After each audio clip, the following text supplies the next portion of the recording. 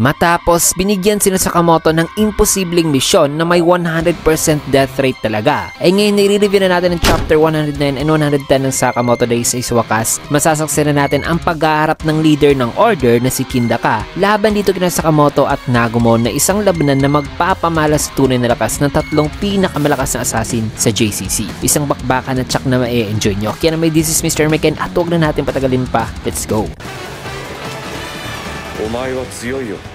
Nagsimula ang chapter dito kay Kindaka na nagpakilala kina Sakamoto na siya raw ang nagli-lead sa team na kilala bilang ang Order. Tanong naman Sakamoto na ang Order, hindi pala ikaw si Steel Dragon? Sabi naman ni Nagumo na ano ba raw yung Order na yan? Kasi di pa raw niya narinig ang grupong ito. Sabay tinignan ni Nagumo ang litrato ni Steel Dragon at ikinumpara ito kay Kindaka na sabing ang frontal bone ay socket, nasal bone at ethmoid bone ni Kindaka ay similar lang dito sa litrato, na kung gusto raw nitong mag-disguise ay dapat na simulan daw nito sa bone structure. Naragdag pa ni Nagumo na di raw siya malilin lang nitong si Kindaka kasi nasa intelligence gathering department daw siya noon sa JCC. Sagot naman ni Kindaka na ang lumang litrato pala yan. Kung kaya't mabilis naman kumilos si Nagumo na sabing tapusin na natin ito sa Sakamoto, na kung saan ay may kita na hinawakan ni Nagumo ang strap ni Kindaka, sabay kumilos na rin si Sakamoto habang si Kindaka ay walang imik dito mga kaibigan, na kung saan ay nang papasuntok na sana si Sakamoto ay in an instant ay bigla na lang na nawala si Kindaka sapagkat mabilis na pala itong tumakbo sa unahan na sa sobrang bilis at lakas ng impact ng pagkilos ito ay nawala ng balanse sina Sakamoto. May kita naman si Kindaka na huminto habang sina Sakamoto at Nagumo ay nasa mid-air pa lang. Na ngayon mabilis nang tumayo. Natanong pa ni Nagumo na ngayon nagkaroon na ngayon mga kaibigan ng nosebleed na nakita pa rin ni Sakamoto si Kindaka. Sagot naman ni Sakamoto na di raw talaga. In which ay bigla namang nag-appear si Kindaka sa kanilang likuran na sabing masyado akong mabilis. Kung kaya't mabilis namang lumingon sina Sakamoto at Nagumo na sa kanilang paglingon ay nawala ulit si Kindaka at nagpunta na pala sa kabila na sabing ang kagaya niyong mababagal ay wala rong pag-asa sa kanya kasi siya raw ang pinakamabilis na assassin na buhay pa. Kung kaya't magkasabay na umatake si Sakamoto subalit nawala na naman si Kindaka sapagkat inayos lang pala nito ang sintas ng kanyang sapatos mga kaibigan. Kung kaya't iba ang natamaan nitong dalawa. Nasa isipan naman ni Nagumo ay sabi niya na kaya ba raw talaga ng isang tao na makagalaw ng ganitong kabilis. Sagot naman ni Kindaka na kung gusto raw nilang tumakbo ng ganito kabilis ay kailangan raw nila ito, na sabi naman ni Sakamoto na may special pala siya na klase ng sapatos. So yan pala ang dahilan. Sabi naman ni Kindaka na ito raw ang kanyang partner, ang Lightspeed shoes. Nasabi naman ng isang bata kasamang ina nito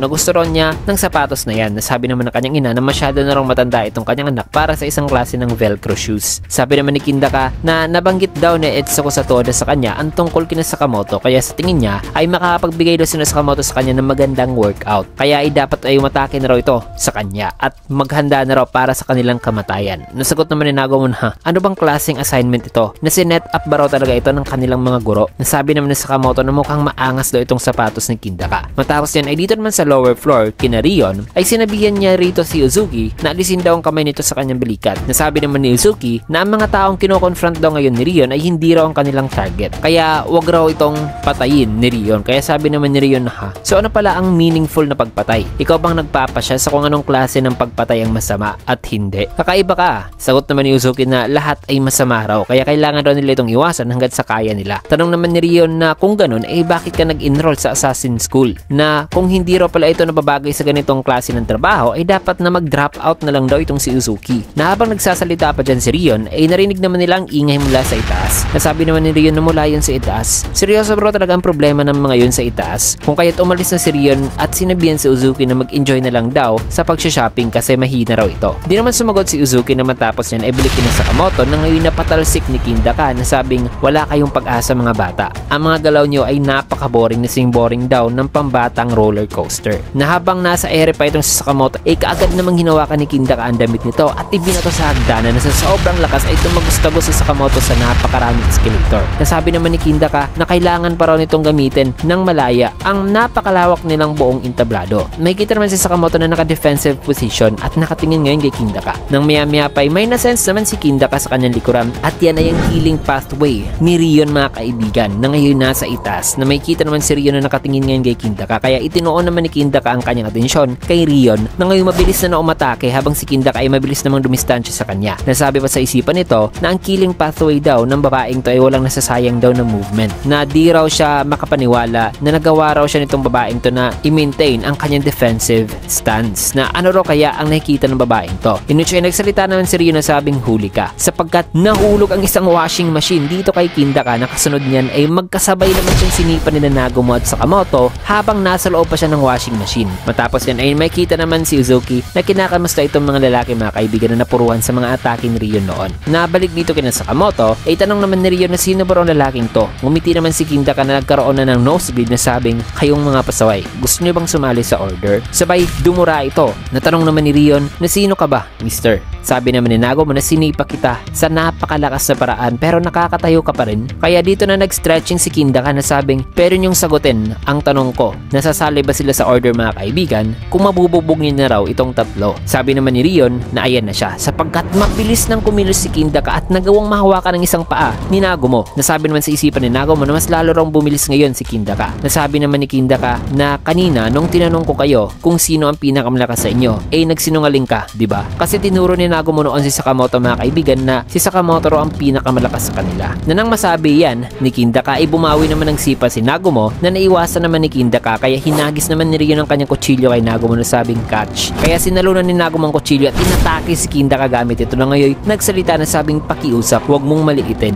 Na habang nagsasalita pa lamang siya ay biglang naglaho si Nagumo at nabitawan ng kutsilyo nito sabay binato na pala siya ng napakabilis ni Kindaka na nagpatalsik kay Nagumo sa napakalayong distance. Nasabi pa ni Kindaka na huwag mong maliitin ang mga nakakatanda sa iyo. May kita naman si Nagumo na nasa isang cushion. Nasabi sa kanyang isipan na ang matandang yon na it seems na kilala raw nito si Satoda Sensei na hindi raw talaga isang ordinaryong assignment itong inassign sa kanila. Na ano ba raw itong order na to na napaka-fishy daw nito. May kita naman na kinakamasta ngayon si Nagumo nitong babae. Nasabi naman ni Nagumo na trinik daw talaga sila ng kanilang mga guro. Na may tiwala naman daw talaga siya kina Sakamoto at Takao na ma-handle ang mission na ito pero kailangan daw talaga niyang mag-strategize muna. Kaya humiga na lang si Nagumo dito mga kaibigan. Nasabi naman nitong babae na komportable bro ito. Nasagot naman ni Nagumo na napakaganda raw dito. Balik dito kina Rion, may kita na binato ni Kindaka ang isang kutsilyo sa kanya na nang nasa mga 1 pulgada na lang itong kutsilyo sa mga mata ni Rion ay nagawa naman itong makuha ni Rion at nag-attempt ng sipa na sumira sa isang poste na naiwasan naman ni Kindaka. Nainis naman dito si Rion na sa isipan naman ni Kindaka ay sabi niya na tama, may special raw paningin itong babaeng to na so far itong si Rion daw ang may pinakamagaling na performance na pinapakita dito among sa tatlong mga estudyante. Kung kaya't napapaatake na rin si Sakamoto ay mabilis namang lumayo si Kindaka na nasundan naman ni Rion na sabing di ka makakatakas. Na nang sinundan niya si Kindaka ay inatake niya kaagad ito pero ang natamaan at nang nahati ng kanyang atake ay itong isang bote pala mga kaibigan na kung saan ay natalsikan ng kanyang mata kaya napahinto si Rion sa sobrang hapde. Tumawa naman si Kindaka hawak-hawak ang Tabasco sauce na sabing ang mga may magagandang mata ay nagre-react daw kaagad sa kahit na ano. Na habang nagsasalita siya ay napansin naman niya si Sakamoto na nagpunta na sa kanyang likuran at pinakil si Kindaka patungo sa isang elevator. Nasabi naman dito ni Sakamoto na kung nasa masikip daw silang space ay ang bilis daw ni Kindaka ay hindi na raw nagmamatter pa. Kaya sabi naman ni Kindaka na ha, subukan mo ko. Kung kaya dito na kumilos na mabilis si Kindaka at nagpaikot-ikot sa loob habang si Sakamoto ay gumawa naman ng mga suntok na di naman tumatama. Nasabi pa ni Kindaka habang gumagalaw ngayon na diba sinabi ko na sa'yo na hindi mo ako matatamaan sa mga mababagal mong galaw. Na matapos yan ay biglang tinamaan ni Sakamoto si Kindaka sa mukha. Nasabi pa ni Sakamoto na sapol. Ayon pa dito kay Sakamoto na nagsisimula na raw siyang masanay sa bilis nito. Kaya napatawa naman si Kindaka na sabing nakakatuwa ka. Oras na para mag-shift na raw sa kanyang max gear. Kaya dito na mabilis na kumilos si Kindaka mga kaibigan na di talaga masundan-sundan ng kanyang galaw ngayon. Na habang naghihintay si Sakamoto at nakatingin lang ay sabi naman ni Kindaka habang tumatakbo na ano ba rong tinitignan-tignan dito ni Sakamoto na kung mananatili lang daw itong nakatayo ay masasagasaan daw talaga ito. Kung kaya nang papasagod na si Kindaka kay Sakamoto ay bigla namang pumagit na si Uzuki na nakatayo lang na ikinagulat naman ni Kindaka. Kung kaya't bigla siyang lumiko habang si Uzuki ay wala namang imik na nakatingin kay Kindaka. Na ngayon huminto na nasabi sa kanyang isipan ay akala raw niyang isang sibilyan daw itong lalaking to. Kaya iniwasan niya raw ito kanina na kaibigan pa raw ito ni Sakamoto. Napahawak naman si Kindaka sa kanyang likod na sabing aray. Sumakit daw ang kanyang likod dahil sa emergency brake na ginawa niya kanina na medyo napasobra raw yun knowing na nasa ganitong edad na raw siya. Nilapitan naman ni Rion si Uzuki at tinanong sa kung paano raw niya nakita si Kindaka at bakit bigla na lang daw itong tumulong sa kanila. Sagot naman ni Uzuki na di mo naman daw dapat na sundan talaga ang isang mabilis na target gamit ang mga mata mo. Kundi ang dapat na gawin ay i-anticipate lang daw ang mga galaw nito base sa nangyayari sa kanilang paligid. Also in terms daw sa kanyang pagtulong ayon, ayaw niya raw kasing magreklamo raw si Rion sa kanilang mga guro dahil hindi raw siya tumulong. Napatawang sabi naman ni Rion na bakit ba kita isusumbong? Na napakabobong ang problema naman daw niyan. Nagsalita naman si Nagumo na sabing ang galing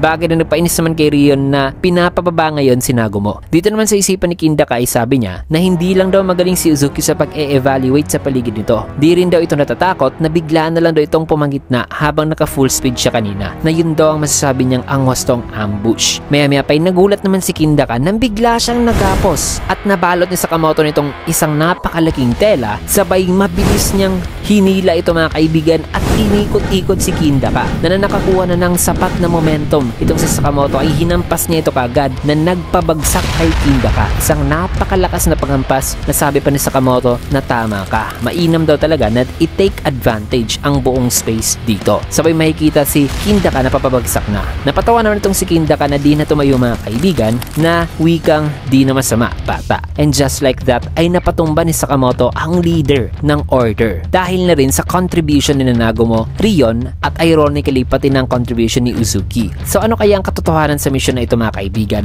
na nakaharap lang naman nila si Kindaka? Bakit ibinigay ng mga guro ang mission na to kina Sakamoto mga kaibigan? Well, malalaman natin ang katotohanan sa susunod na chapter na kung saan ay masosorpresa sila sa biglang pag-iba ng kanilang sitwasyon na magpapamiligro na talaga sa kanilang buhay mga kaibigan. Kasi walang humpayang bakbakan sa susunod na mga chapters. Kaya tutok lang kayo kasi dito man natin tatapusin ang video sa last panel na ito. Kaya naman kung gusto nyo yung video, kinagata like, comment, follow, subscribe na rin for more videos like this. Pero bago muna natin tatapusin ang video, i-shoutout sessions muna tayo.